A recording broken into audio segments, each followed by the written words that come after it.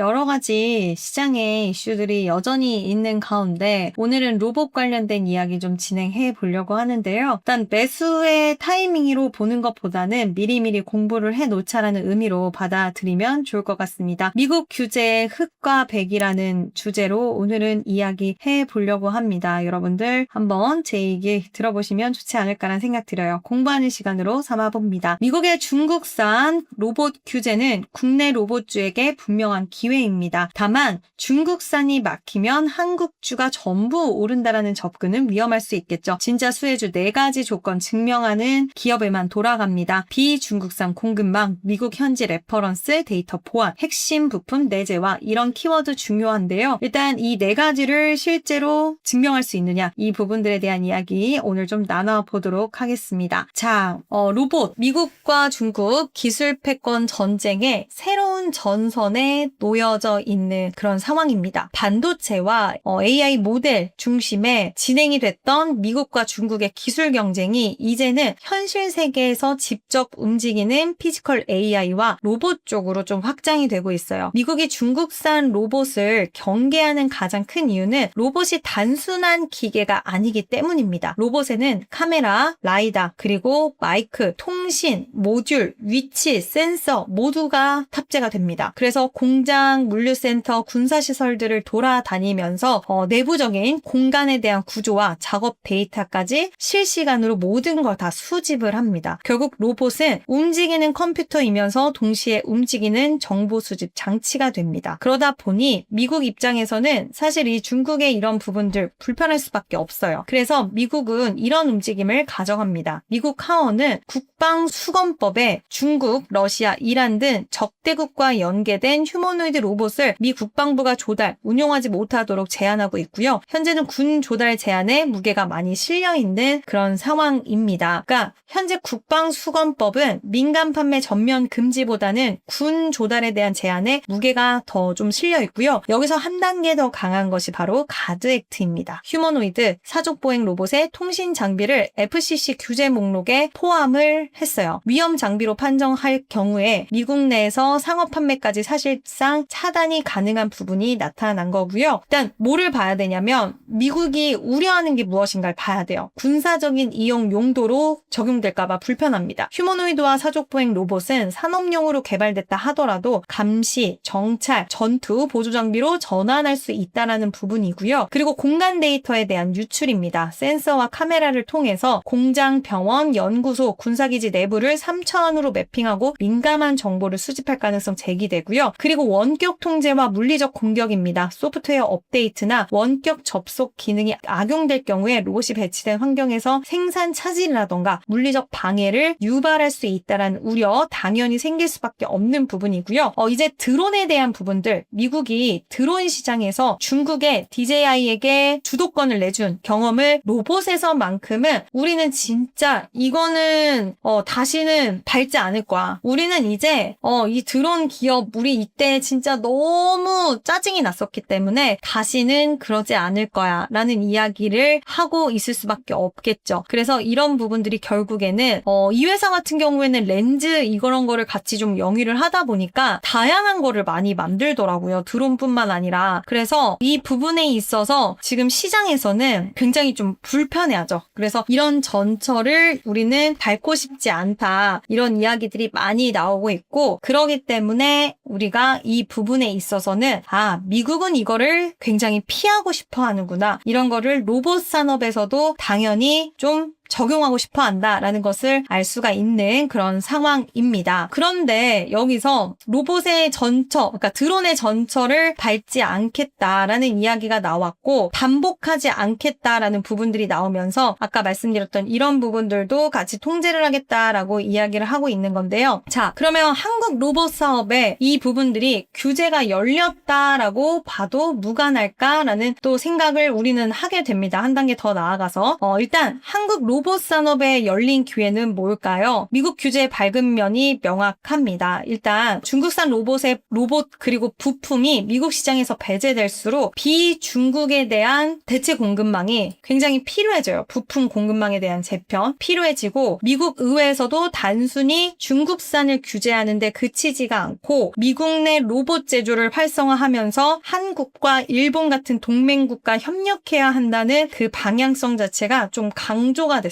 그래서 이 부분이 국내 로봇 산업에는 가장 중요한 포인트다라는 부분이고요. 그리고 완제품에 대한 대체 수요가 일어날 수가 있습니다. 지금 중국의 유니트리라던가 유비텍, 에지봇 이런 미국 시장에서 규제를 받게 되면 미국 제조업체와 연구기관은 새로운 대체제를 찾아야 돼요. 이 과정에서 미국 현지 기반을 갖춘 업체, 미국 기업과 공동개발 진행하는 기업, 글로벌 제조업 레퍼런스를 확보한 기업이 유리해질 수가 있습니다. 대표적으로 현대차 그룹은 미국 로봇 기업 보스턴 다이내믹스를 보유를 하고 있고요. 중국산 로봇 규제가 강화되는 환경에서 미국 내 사업 기반과 비중국산 공급망을 갖췄다는 점이 차별화 요소로 재평가가 됩니다. 다만 현대차의 수혜는 단순히 로봇 판매량 증가로만 봐서는 안 되고요. 보스턴 다이내믹스의 로봇 기술을 현대차 그룹 자동차 공장, 스마트 팩토리, 물류, 건설 현장에 적용하면서 실제 산업용 레퍼런스를 쌓을 수 있다는 점이 좀 중요하게 작용이 될 것 같아요. 그래서 일단 부품도 앞서서 말씀드렸지만 감속기, 서브 모터, 액추에이터, 엔코더, 제어기, 센서, 통신, 모듈 수많은 부품이 들어가기 때문에 이와 관련돼서 부품 공급망 재편도 기대할 수가 있는 부분이고요. 그리고 또 피지컬 AI 데이터 관련돼서도 계속해서 좀 경쟁을 할 수밖에 없는 그런 상황이에요. 그래서 피지컬 AI 관련된 경쟁에 대한 부분들 그리고 미국 제조와 재건에 대한 자동화에 대한 부분들 이 네 가지로 우리나라 기업들에게는 기회가 올 수가 있습니다. 그래서 이걸 지켜봐야 되는 거고요. 앞서서 말씀을 드렸던 부분을 다시 한번 좀 말씀을 자세하게 드리면 우리나라가 결국에는 현대차 그룹의 보스턴 다이내믹스는 미국 내 사업 기반, 비중국산 공급망을 갖춘 유일한 국내 기업이기 때문에 자동차 공장, 물류, 건설 현장, 실증 레퍼런스 구축하고 있고요. 그러다 보니 관련주들도 이렇게 같이 움직이는 양상들도 보여집니다. 같이 동반해서 움직이는 느낌은 아니지만 대기업 계열사, 그래서 완제품 대체 수요는 물론 현대차가 가장 많이 거론이 되지만 요즘 삼성도 휴머노이드 로봇, 사족보행, 협동 로봇 기술을 갖고 있고 레인보우 로보틱스의 최대 지주죠. 이 회사가 이걸 갖고 있고 중요 지표는 시제품 공개가 아닌 양산 시점, 부품 공급망, 매출 인식 이런 부분들이 사실 더 중요하긴 합니다. 그래서 이런 부분들 시장에서는 관심 있게 지켜보고 있고요. 부품 공급망에 대한 재편 주요 분야는 정밀, 감속기, 모터, SPG가 굉장히 좀 유망하게 시장에서는 보고 있는 기업이고 액추에이터와 핸드는 사면이 요즘에 좀 뜨고 있습니다. 힘, 토크 센서도 중요하고 유압, 전동 액추에이터는 KNR 시스템 요즘에 핫한 기업으로 좀 진행이 됐는데 다만 여기서 실제 수혜로 이어지는 건 미국 고객 확보와 공급망 인증 결과를 반드시 확인을 해야 된다라는 거 이게 굉장히 중요 포인트가 될 수가 있습니다. 그 이후에는 이제 피지컬 AI 관련돼서 우리가 봐야 되는 부분인데 향후 로봇 경쟁력은 하드웨어만 가지고 결정되지는 않아요. 현장에 데이터 모으고 AI 모델 학습시키고 학습한 모델을 다시 로봇에 적용하는 데이터 선순환 구조가 핵심이에요. 그래서 NCAI와 시메스 로보틱스가 제주 물류 현장에서 확보한 로봇 운영 데이터를 월드 모델과 로봇 파운데이션 모델에 결합하는 개발 체제를 추진을 하고 있습니다. 이런 기업들은 단순 로봇 제조사가 아니라요. 현장 데이터에서 AI 학습, 판단, 제어, 전체 과정을 연결하는 피지컬 AI 기업으로 평가를 해야 되는 부분입니다. 자, 그리고 다음으로 넘어가면 미국의 제조업 제공과 자동화 수요에 대한 이야기입니다. 중국산 로봇 규제는 미국 제조업체 입장에서는 비용 상승에 대한 요인이 될 수는 있지만 동시에 자국 제조업 자동화를 앞당기는 정책이기도 해요. 미국은 반도체 공장, 데이터 센터, 조선소, 방산시설, 물류센터 투자 확대를 하고 있죠. 하지만 현장 인력 부족하고요. 인건비 높습니다. 결국 미국 제조업 재건과 로봇, 그러니까 재건은 로봇과 자동화 없이는 힘들어요. 인건비도 비싸고 사람도 없고. 그래서 HD현대 사례를 보면 미국 조선소 현대화 과정에서 공장 배치, 설계, 로봇, 자동화 설비 도입, AI 기반 생산 시스템 적용을 추진하는 사례도 같은 흐름입니다. 그래서 로봇 섹터 볼 때 조선, 자동차, 물류, 건설, 자동화까지 함께 봐야 되는 이유라고 할 수 있을 것 같습니다. 자, 근데 어두운 면이 없냐? 그건 아니에요. 한국 기업도 안전지대까지는 아닙니다. 왜냐하면 미국 규제가 중국 미국 기업에만 적용된다고 생각하면 안 되고요. 규제 기준이 기업의 국적에서 공급망과 소프트웨어, 데이터 관리 방식으로 확대되면 한국 기업도 규제 비용에 대한 부분들 좀 부담을 한 게 됩니다. 자, 중국산 부품 의존도 국내 로봇 기업 상당수의 완제품은 한국에서 만들어지지만 내부에는 중국산 부품 많이 사용해요. 저가 센서, 모터, 배터리, 통신 모듈, 히토류 연구 자석, 일부 감속기와 전장 부품에서 중국 의존도가 좀 높아요. 그러다 보니까 미국이 향후 중국산 핵심 부품이 들어간 로봇까지 제한하면 국내 기업도 공급망 다시 설계해야 될 수 있고요. 결국 중요한 건 완제품에 대한 국적이 아니라 BOM, 부품 명세서, 원산지까지 좀 국적 볼 수 있습니다. 중국산 부품을 일본, 유럽, 한국산으로 대체하면 원가가 상승해요. 그래서 규제 수혜를 받더라도 수익성 오히려 악화될 수 있다라는 이야기입니다. 자, 두 번째는 인증과 보안에 대한 비용 증가입니다. 앞으로 로봇 기업은 성능 인증만 받아서는 좀 부족해요. 데이터가 어느 국가 서버에 저장이 되는지, 원격 업데이트 권한을 누가 갖고 가게 되는지, 통신 모듈과 운영체제 공급사가 누가 있는지, 카메라 센서 데이터가 외부로 전송이 되는지, 사이버 공격 발생할 시 로봇을 차단할 수 있는지 이런 부분까지 증명해야 돼요. 그래서 도구 로보틱스가 정보보호 경영 시스템 국제표준 인증을 확보한 사례는 로봇 기업의 경쟁 기준이 하드웨어 성능에서 보안과 규제 적합성으로 이동하고 있다는 걸 보여줍니다. 인증 체계를 갖춘 기업에는 진입 장벽이 되겠지만 그러지 못한 중소형 기업에는 개발비와 관리비 부담이 될 수밖에 없겠죠.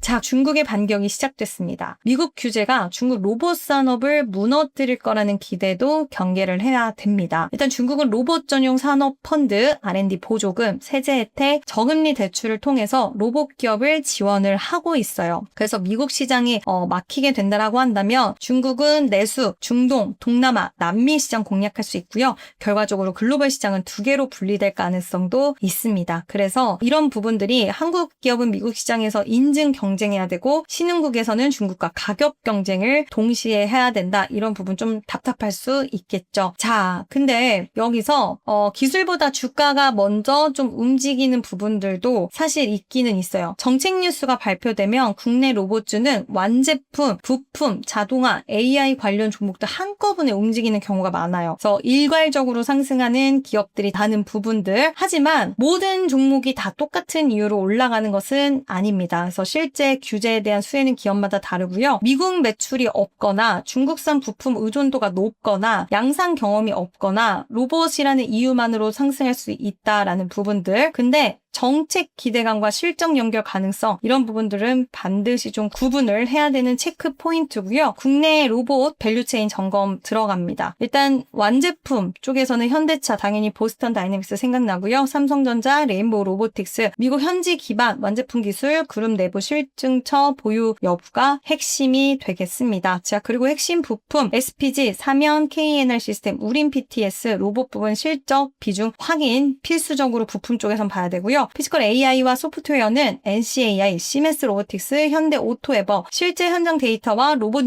연결 여부가 평가 기준으로 작용이 됩니다. 자, 그리고 또 뭐가 있죠? 제조와 물류 쪽입니다. T 로보틱스인데 두산 로보틱스, 뉴로메카, 유일 로보틱스 다 볼 수 있겠죠. 미국 현지망, 미국 판매망, 현지 인증, 고객 레퍼런스가 수혜 강도를 결정할 수 있다라는 부분인데 여기서 많은 종목들이 시장의 관심도를 받고 있어요. 그치만 가장 중요한 부분들 뭐가 있죠? 아까 SPG도 여러 가지 사업 보유하려고 하고 있지만 모터 관련돼서 중국을 배제하고 진짜 양산할 수 있고 진짜 승인으로 가는지 스마트 액추에이터 로봇핸들 개발하고 있는지 일단 잘 양산 단계 가는지 이런 기업들, 부품 기업들은 특히적으로 더 봐야 된다라는 거 양산 가능한지 수주로 이어지는지 매출이 인식될 가능성이 있는지 이런 부분들 봐야 되고요. 현대차 그룹의 굉장히 기준점이 될 수 있는 오토에버 같은 경우에는 스마트 팩토리, 데이터 센터, 자율주행 AI, 휴머노이드 학습 인프라 확대 과정에서 역할 커질 가능성이 있으니까 현대차와 보스턴 다이내믹스의 흐름도 같이 체크는 해보셔야 될 것 같습니다. 자, 그래서 일단 여러 가지 우리가 밸류체인 기업으로 거론이 되긴 하지만 가장 중요한 건 어떤 기업이든 실적 연결성 그리고 지금 시장의 기대감만 주는 게 아니라 움직임이 나오는 기업을 봐야 됩니다. 자, 그럼 로봇주를 고를 때는 어떤 기준을 가지고 골라야 될까요? 미국 중국 매출 현지 거점이 있는지 고객이라든지 파트너 없이 규제 수혜를 논하기는 좀 어렵기 때문이고 중국산 부품이 규제가 더 타이트하게 들어올수록 부품도 중국산 쓰면 안 된다라고 할 수 있어요. 아무리 우리나라에서 완제품을 만들어도 이 부분 체크 포인트고요. 양산을 해봤는지 알아야 됩니다. 수율, 내구성, 유지보수, 생산 원가를 검증받은 기업이 당연히 유리할 수밖에 없고 제조라든지 물류, 건설 현장에서 반복적으로 축적된 실작업 데이터가 피지컬 AI 핵심이에요. 지금은. 그래야지 뛰어들 수 있겠죠. 보안 인증 체계입니다. 데이터 저장 위치, 원격 접속 관리, 소프트웨어 업데이트 권한까지 다 증명을 해야 되는 부분들 이런 것들이 다 취합이 돼야지 우리가 고를 수 있는 거고요. 최종 정리합니다. 일단 미국의 중국산 로봇 규제는 국내 로봇 산업의 새로운 시장을 열어주는 정책은 맞아요. 중국산 휴머노이드와 사족보행 로봇이 미국 시장에서 제한이 되면 한국 기업에서는 완제품, 핵심 부품, 제조 자동화, 피지컬 AI 분야에서 대체 기회 충분히 생길 수 있고요. 규제가 강해질수록 한국 기업도 더 높은 기준을 통과해야 됩니다. 중국산 부품을 줄여야 되고요. 보안 인증 받아야 되고요. 미국 현지 서비스망까지 구축해야 되니까 단순히 로봇 개발하는 기업 보시면 안 되고 진짜 수혜주 찾아야 된다라는 거 계속적으로 말씀을 드리고 있습니다. 이번 로봇 섹터 같은 경우에는 테마 순환매로 시작이 되기는 했지만 이제 공급망 재편 과정 속에서 더욱더 추가적인 상승 탄력이 나와줄 수 있는 가능성은 아예 없는 건 아니니까요. 지금 신규에 대한 접근들은 당장은 아니라고 하더라도 관심 종목에 넣어두시고 관련 종목들 추세 움직임 지켜보시면 좋을 것 같습니다. 급할 게 없는 시장입니다. 천천히 보셔도 좋지만 이럴 때일수록 섹터에 대한 공부 그리고 섹터를 보는 눈 키워가시면 좋을 것 같습니다.